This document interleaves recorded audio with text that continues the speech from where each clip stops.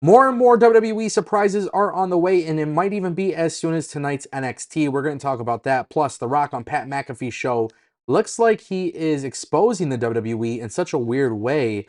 And yeah, the road to WrestleMania 41, you could thank The Rock for that. If you weren't too fond of it, The Rock is speaking out publicly about it. So this is definitely something we're going to talk about. Plus, WWE accidentally or purposely showing you canceled plans for WrestleMania 41. It actually sounds like Dave Meltzer and Sean Ross Sapp and everybody was right. We're going to break it down right here on the Ango. All right, let's kick things off with WrestleMania 41. This was an interesting thing because WWE has a new trailer for their new show on Netflix called WWE Unreal. And basically, this show is a behind the scenes look at the creative process for WWE. And what's really interesting is if you actually pause, which I can't do this for copyright reasons, but if you actually pause during the trailer, you can see a whiteboard where it shows you some of the WrestleMania matches that are locked in, some of the ones that are being discussed, some of the ones that are like iffy. One of the matches that was set for WrestleMania 41 was the Judgment Day versus the Wyatt Six. And it's really strange to me that WWE decided not to go along with that. But what's really crazy about this is that there was reports. And to be fair, you know, I talk about the validity of dirt sheets and sometimes you just got to be careful. This is where things get a little bit more complicated. So there was reports that the original plans for WrestleMania was CM Punk versus Roman Reigns, CM Punk versus Roman Reigns with Gunther versus Seth Rollins for the World Heavyweight Championship, and then Cody Rhodes versus John Cena.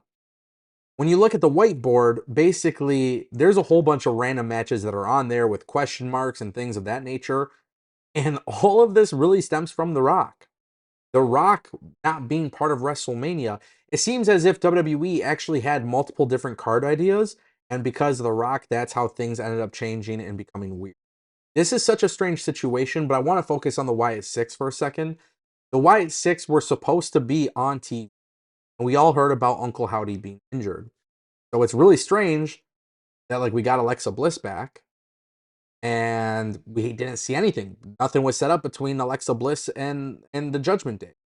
You don't need all six members of the Wyatt Six to be there on TV to set this program up. If Uncle Howdy is injured, you don't need Uncle Howdy there. It's not a big deal. No, I don't really understand that. So what's strange about this is with WWE having all of these different canceled plans and canceled matches, it seems like WWE will revisit some of these, but I do think this could be a problem for the show because the show is giving you that behind the scenes look. What if there are ideas that are discussed on this show that never come to fruition? I think that's going to be a problem. But it's not a bigger problem than The Rock. I want to talk about that for a big reason because The Rock was on Pat McAfee's show. And obviously, The Rock has a lot to do with the bumpy road to WrestleMania 41. And I think this is my big problem with The Rock. I think, genuinely speaking, if I'm very honest with you guys, I feel like The Rock, the way he was talking on the Pat McAfee show, told me that like this is WWE doing damage control. But at the same time, too, I feel like there's just some sort of issue between The Rock and the company.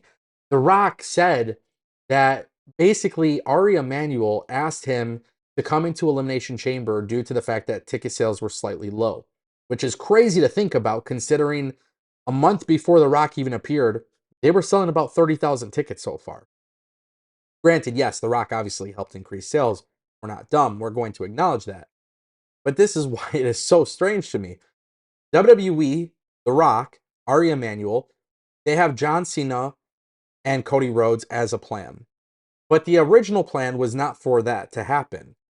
The Rock basically comes out and says that he is supposed to do a temperature check to see if it's worth turning Cody Rhodes heel. Which, by the way, he says WWE will do that, which I think is, oh my God, I think that's absolutely crazy. But basically, all this stems from is The Rock calls John Cena and Cody. He says this on the Pat McAfee show. He calls them after the moment at Elimination Chamber and says, "Guys, we just did the biggest angle. The final boss's work is done." This guy was not scheduled for WrestleMania. He's not being planned for WrestleMania. Never had intentions to work WrestleMania. Never had intentions to be part of the angle at WrestleMania. And then people wonder, why is Ango upset? The Rock is making everybody's job difficult. Ari Emanuel is making everybody's job difficult. Because here's the reality. If The Rock had to go help with ticket sales, The Rock didn't need to be there in an angle with Cody Rhodes, John Cena, and Travis Scott. You could have done the heel turn without The Rock. Not a big deal. But when The Rock says this whole thing about selling your soul, and then you have Travis Scott and John Cena there, it's kind of strange, right? To after the fact, John Cena turns heel, and then they never bring up The Rock. So The Rock really is exposing WWE on all these levels because he's basically saying that, like, he was talking about, like, oh, I would have done things a little bit differently, whatever. Brother, you're part of the board. You are a TKO executive. You have the opportunity to be involved along the way. I do not think The Rock is truly involved. I think The Rock offers value to the WWE, but Ari Emanuel's trying to take advantage of that. But the problem is, The Rock inserts himself into a storyline only for them to not actually follow the storyline. And then he has the balls to go on the interview and say, no, that was kind of the plan. It's really ridiculous. There's a lot of blowback for it. But that brings us to WWE and the surprises. Obviously, we saw what happened with Raw. Now there's talks of Jeff Cobb going straight to the main roster in WWE. A lot of people are expecting him to be on Friday for SmackDown.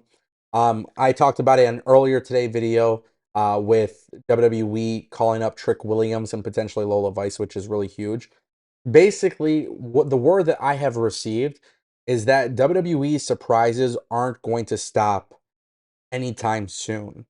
WWE is planning more major surprises, and there is this belief that maybe even AAA talent will start being included in WWE NXT relatively soon. Which is crazy, because if you watch NXT tonight after Stand and Deliver, it's one thing, if you get somebody from the main roster moving over to NXT, that's obviously huge. It's another big deal if you get somebody, from TNA to show up. But I think it's pretty huge to have AAA talent. Now, we don't know what's going to happen with WWE NXT, but there is this belief that there are more surprises. I'm assuming Hikuleo is going to be one of them. I've been talking about that for months. But basically, the memo that I got is WWE is not trying to make WrestleMania the end all be all. So in order to continue the momentum from Raw and SmackDown and NXT after WrestleMania, the next few weeks should be incredibly fire in the sense of WWE taking a risk, introducing new talent, doing different things and different concepts, which I think is a good thing. I think WWE, I don't think you could really argue with it. So to me, it just seems like a no-brainer, but now this is where WWE has to be careful. Influx of talent, new company you just bought out. Obviously, people are probably going to get released. And we all know those WrestleMania cuts do typically happen around this time of the year. So we'll see how it all transpires, what happens, how it goes down, and everything of that nature. But I'm excited for this, man. I thought Raw was stellar. I think NXT is going to be amazing. And I'm even more excited now for SmackDown. You guys let me know what you think in the comment section down below. Don't forget, click that subscribe button. We are on the way to 100,000 subscribers. And if you're not subscribed, you're missing out. I'll see you guys next time. Peace.